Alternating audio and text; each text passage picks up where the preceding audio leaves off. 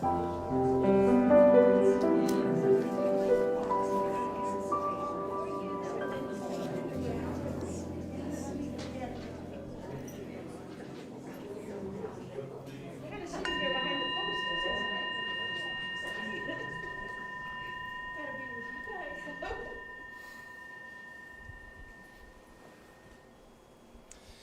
morning and welcome. I'm the Reverend David Schwartz. I serve as lead minister here at the Unitarian Universalist Church of Boulder, and it is a delight to welcome you on a morning that is colder than I had planned on. I want to extend a warm welcome to anyone who's visiting us for the first time in person or online. If you're joining us virtually, fill out a visitor form. The link's in the description. We'd love to connect with you. Part of our mission is to connect bravely. Many of us were once seeking something larger than ourselves that we could belong to, something we could be a part of, a sense of rootedness to hold us together as we make meaning together. And we do that well here, not perfectly, but in this congregation, our goal is not perfection, but authenticity and connection and steady progress, 2 steps forward, 1 step back. Whether it's your first time in worship with us or your 100th, I hope that you'll find questions that stretch you and people to befriend you and liberal religious values that challenge you to join us in living boldly and justly and welcoming radically. And I hope, especially on this Sunday of our No Rehearsal Pageant, you'll find joy and delight and the unexpected.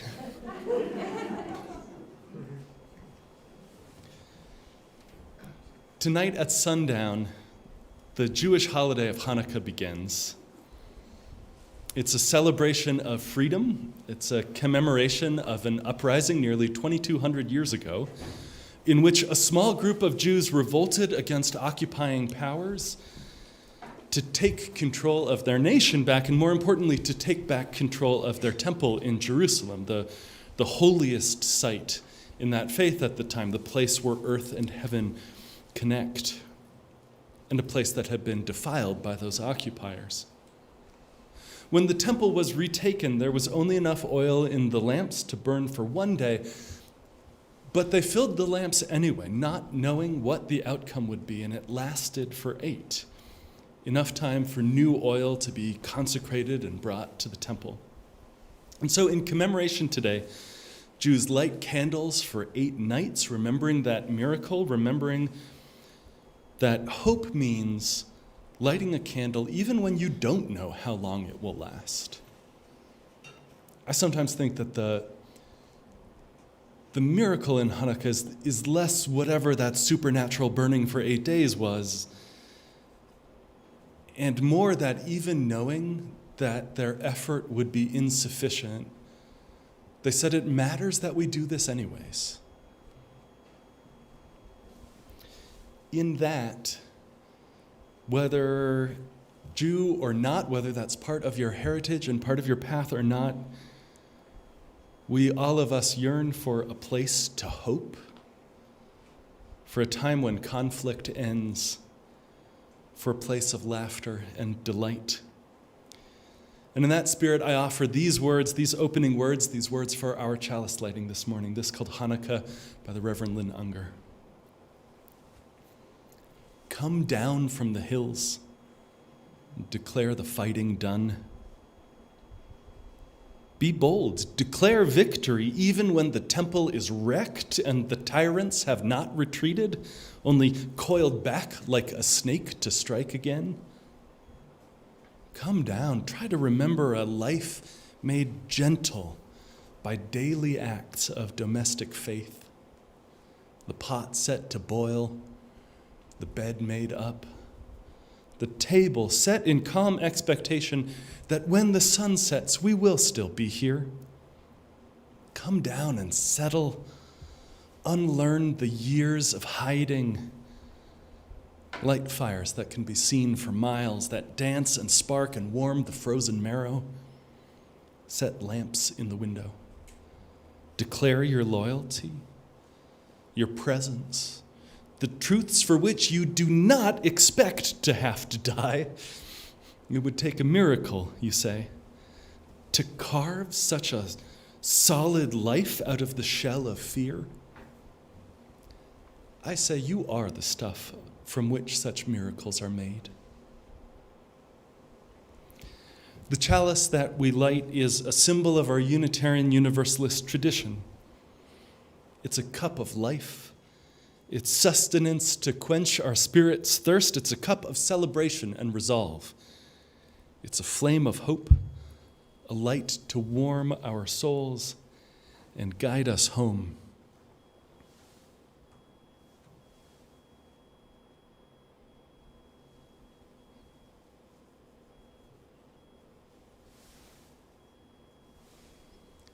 In that spirit, a spirit of celebration and a spirit of arrival and a spirit of hope and expectation, will you rise in body or in spirit? Let's sing together.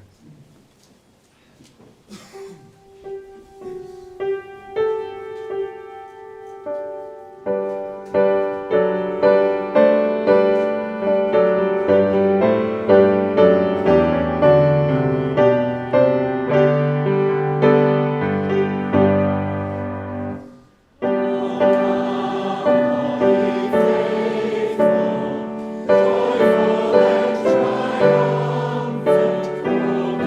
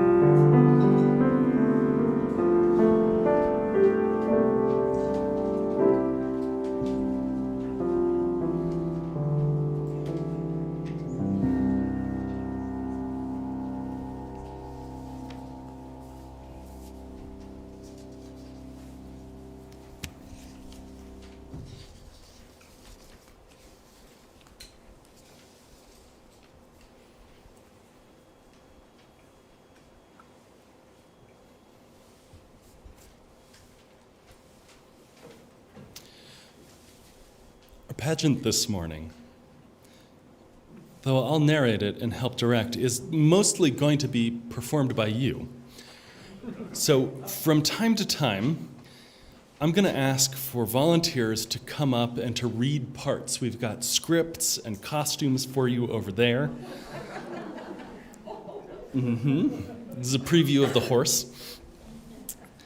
And there are also parts for any kids, or for that matter, adults who want to come up, who want to get costumed, who want to be a part of the scene, but don't really want to read the script at the mic.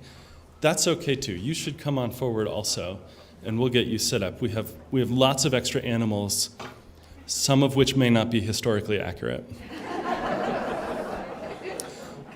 We begin our story in the little town of Bethlehem, and that means we're going to need villagers. And that means you, the entire congregation, are going to be the people of Bethlehem. And every time, in just a moment, every time when you hear our two villagers who are going to talk to each other about this star that's up in the sky, every time you hear them say, "It's so bright," you all are going to say, "What is that?" All right, let's try it. So they might say something like, "I've never seen a star like that. It's so bright." Y'all make excellent first-century Judean peasants. Okay, for this scene, I need two villagers, two people who would like to read and be villagers. Yes, yes, yes. Come up. Come be villagers. All right. We have elaborate villager costumes for you. They're not very elaborate. First villager gets the choice of hats. Second villager, sorry. So come on over to the mics. Excellent, excellent. And let's make sure that these mics are on. All right, the mics over there are not on in the room at the moment. So I think the three of us will share this mic instead for now.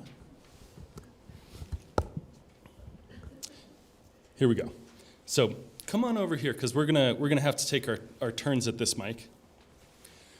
One evening in Bethlehem, two villagers were coming home from work.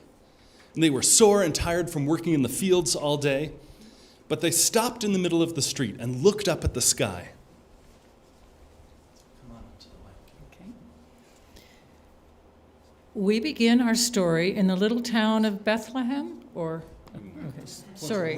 Right, I'm not a very experienced villager. You know, I don't know whether to be amazed or annoyed or terrified with this whole star thing. I mean, where did it come from anyway? What? I don't know what you mean. I can't get away from it. It keeps me awake at night because it's so bright. What is that?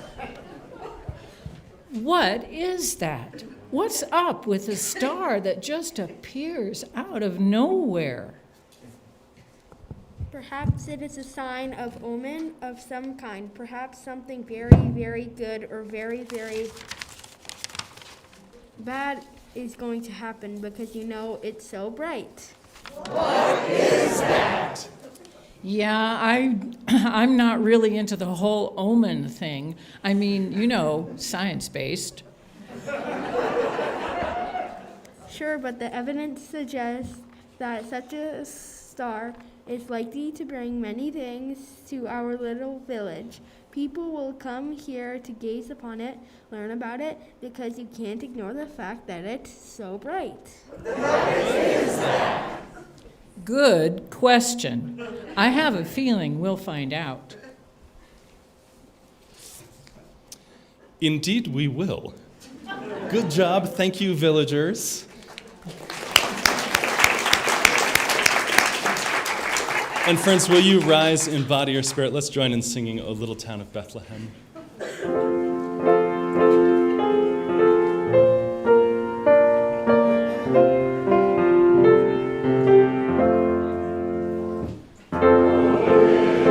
town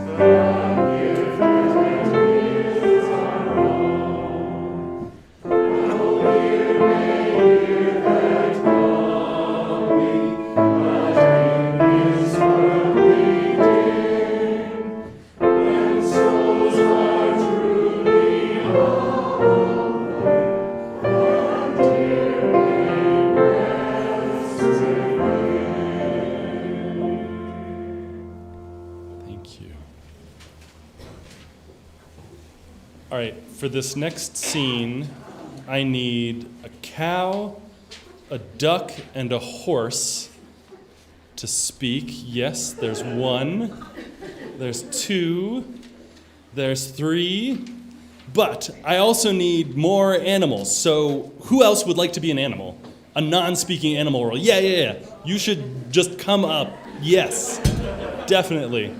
So let's have our 3 speaking parts first. Our horse, our duck, and Sharon, you'll be our one of the animals also. And Nicole is right. There we go. It's there in wardrobe right now. Of all of these, the duck nose is probably the trickiest. All right, here we go. We've got a horse. Excellent. We've got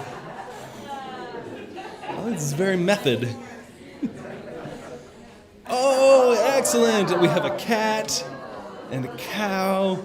Excellent. Yeah, perfect. And then we have a duck. Duck is on his way.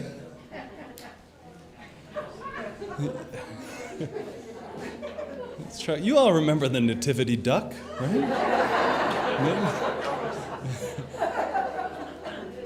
All right, so Sharon and Heidi and Andy, let's have you over here. I think these are live, and to share the 2 mics between the 3 of you. And then you all, let's have you here so that you can be seen. And I think we may have a 3rd mic coming also. They're going to be just fine. Okay. You all also have more work to do in this scene. We'll get to that in just a minute. While the folks in Bethlehem were watching the sky and wondering, what is that? There were 2 people who had just arrived in town, Mary and Joseph. Now, the Roman Empire, who ruled over that part of the world at the time, made everyone go back to their hometown because of a nasty new tax law. And even though Mary was very, very close to having her baby, they had traveled almost 100 miles with the help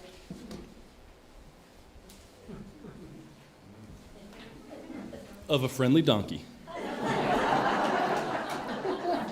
But in Bethlehem, they found that the inns and the hotels were full, and the hidden fees on the Airbnbs just made it cost prohibitive. And finally, one innkeeper told them they could stay in the stable with animals.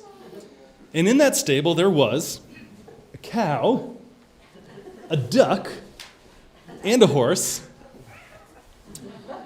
Okay, what sound, help me out with this, because we're all going to be other animals in the stable. Cow sounds. It kind of sounds like you're booing us. It's really, got to emphasize that M. How about ducks? What are our duck sounds? That feels startlingly realistic. That's good. Okay, how about horse sounds? Very, very, very good. Okay, so our horse and our cow and our duck are going to be part of the scene speaking, but Mary and Joseph can't understand them, of course. So every time I say, but all Mary and Joseph heard was, then you all are going to choose your animal sounds and just make them raucously. So here we go. Let's practice. The animals kept talking and talking to each other, but all Mary and Joseph heard was...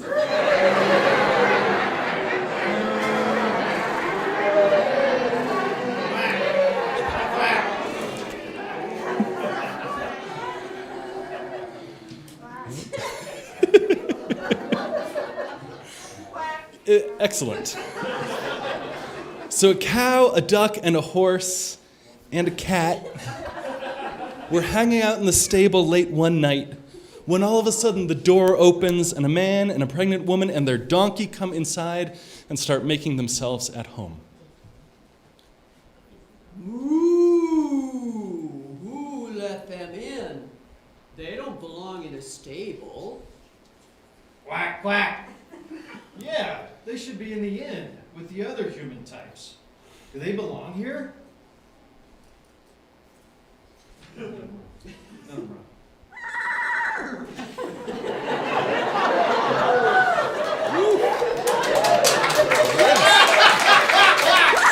I mean, what were they thinking? But all Mary and Joseph heard was,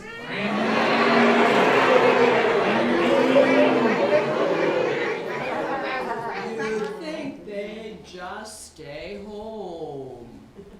Yeah, or plan ahead a little, so they had a place waiting for them. It's just bad planning on their part. Yep, typical human-type mistake. I wish they'd go back where they belong. but all Mary and Joseph heard was,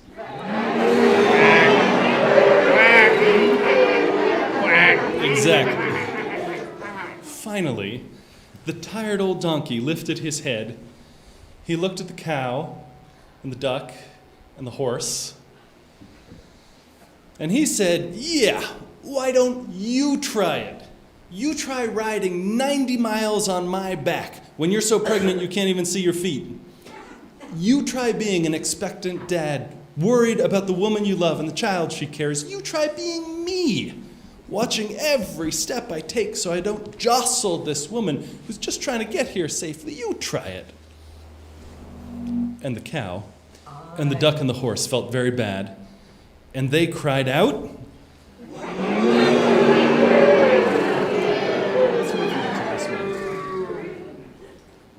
I'm sorry. I'll offer them some milk. I'm sorry. I'll lay them an egg.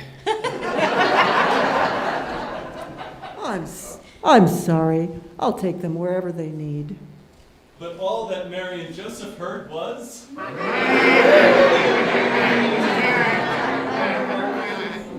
"Well done, thank you." Yeah. Thank you.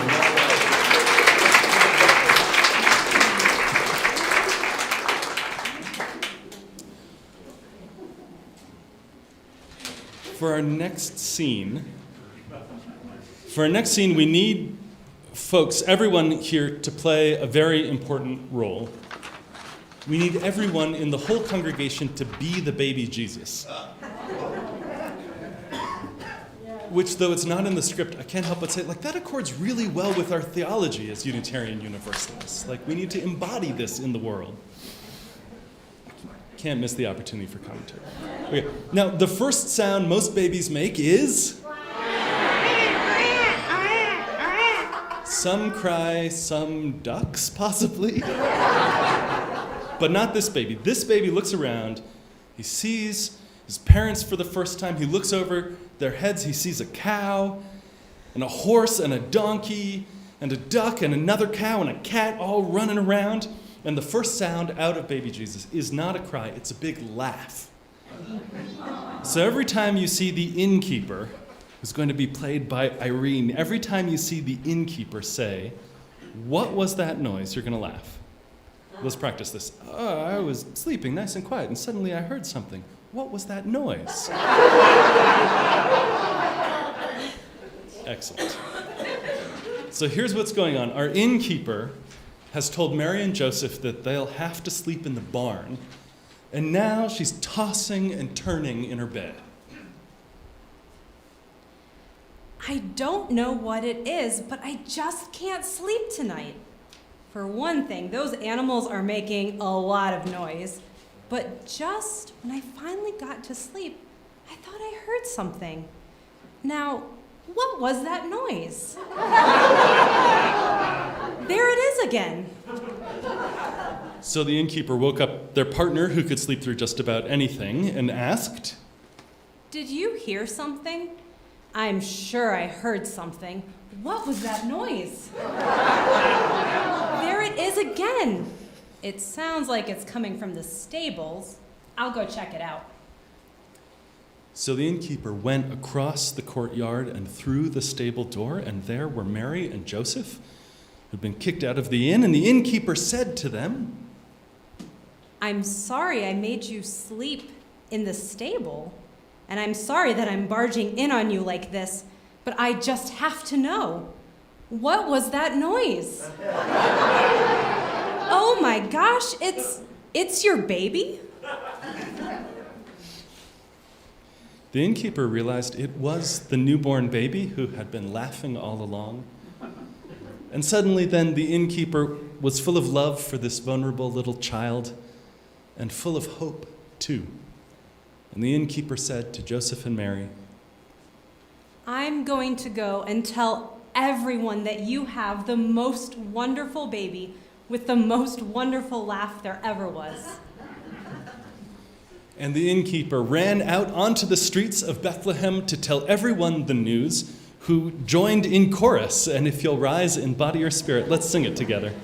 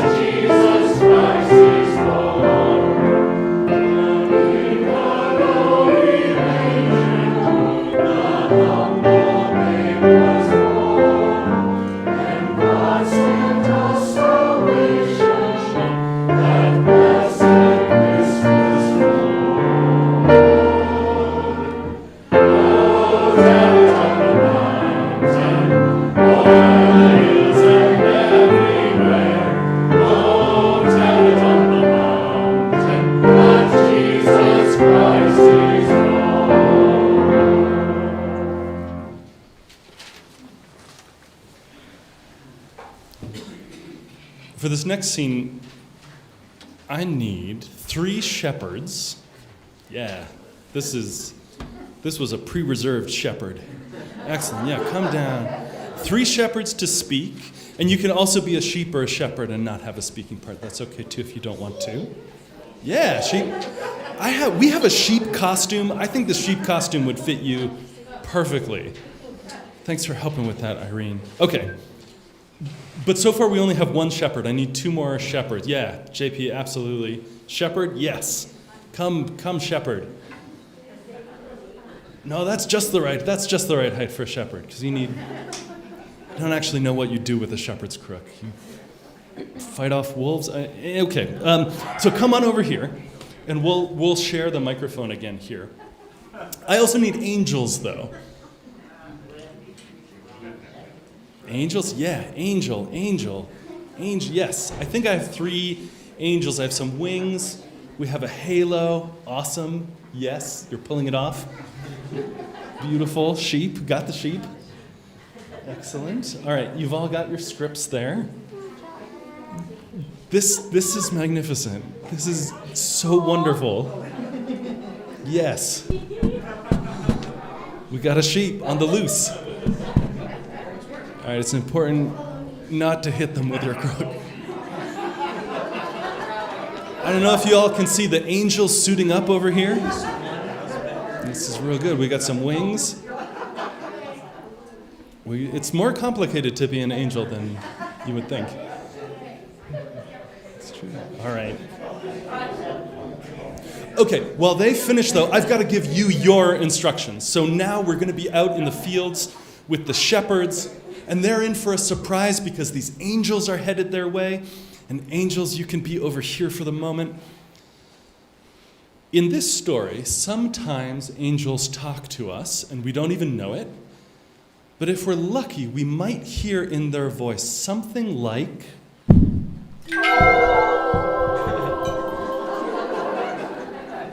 so every time you hear me say, "Then the angels said,"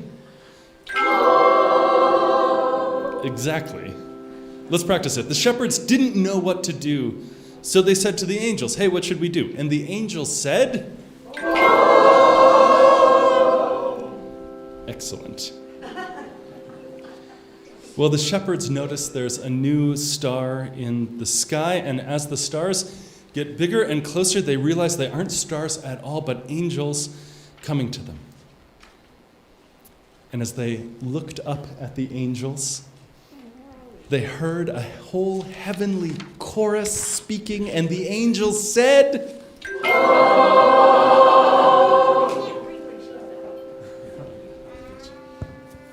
What'd they say?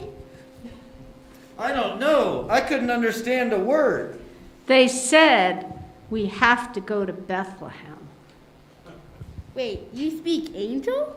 Why didn't you tell us? I don't know, it's just something I picked up. and the angels said, What'd they say this time? Yeah, come on. What's the deal? Well, loosely translated, something like, do not be afraid, for see, I am bringing you good news of great joy for all the people to join you. For all the people, to you is born this day in the city of David a Savior, who is the Messiah, the Lord. This will be a sign for you. You will find a child wrapped in bands of cloth and lying in a manger. They said all that? Very efficient language. Wait, there's more. and the angel said, Well, Now what? They said, glory to God in the highest heaven, and on earth peace, goodwill among people. Come on, let's go to Bethlehem and see what it's all about. And so they went with haste and found Mary and Joseph and the child laying in the manger. And the angel smiled down upon them and said, will you rise in body or in spirit? Let's join in singing Angels We Have Heard on High. Thank you so much. If you'd like to hear the customer.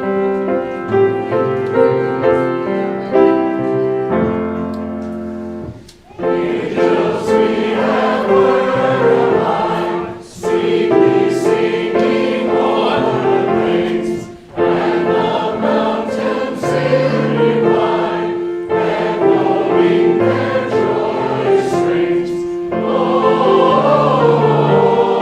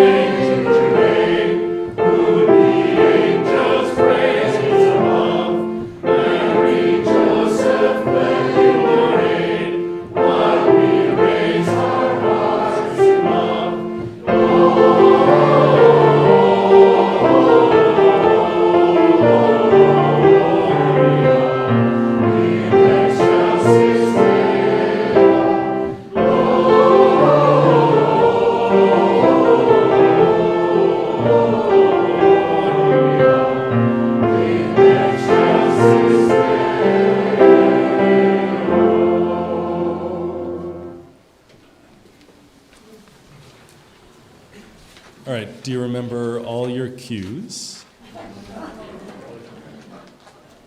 Here we go. And so everyone came together on the streets of Bethlehem, gathering in a big crowd in front of the stable. And some of the townsfolk looked up at the star and said again, "It's so bright." What else is that? And the animals inside the stable were talking a mile a minute about the new baby and the beautiful laugh, but all anyone heard was...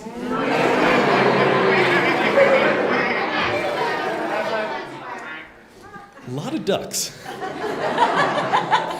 And the shepherds were there too, with a host of angels hovering above them, and the angels said... And the newborn babe looked up at the people and the animals and the angels, all gathered together on that cold night, and he made a quiet little sound. And the innkeeper leaned forward, and even though she knew the answer, she whispered with a heart full of love, "What was that noise?" Amen. Let's close once again in song. We'll sing Joy to the World all together. If you'll rise in body or in spirit again.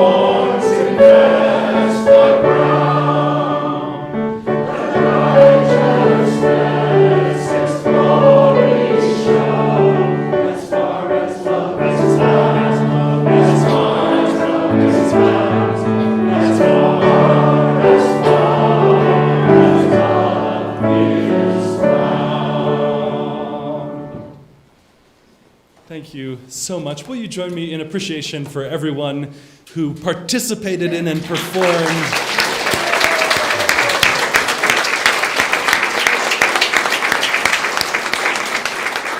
Thank you so much, and please be seated. This month, our offering goes to support the work of this community. Everything that happens here is supported by this congregation, and mostly that happens through the annual pledges that you make. Each year in March, you make a commitment about what contributions you'll make in the year ahead, and then we budget and figure out what's going to happen. And so it's not that the offering that happens every Sunday, it's not that the offering we take right now is the difference between keeping the lights on or not.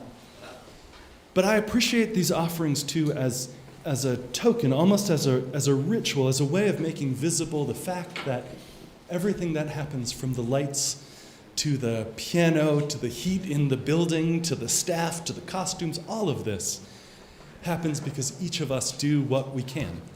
And all of our little pieces together make something beautiful. For those online, you can use the QR code or find a link in the video description. For those in person, you can scan the QR code or make a donation as the ushers pass the baskets. And I invite you to give as generously as you're able.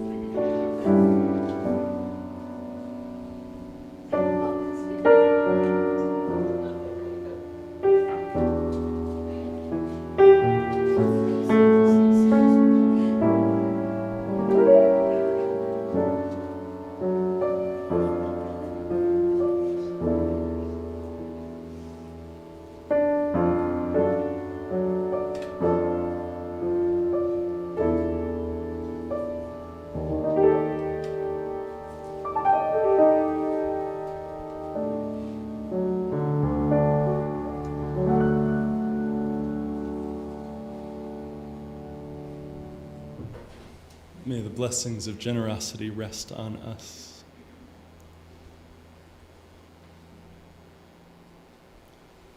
Friends, I close with an invitation.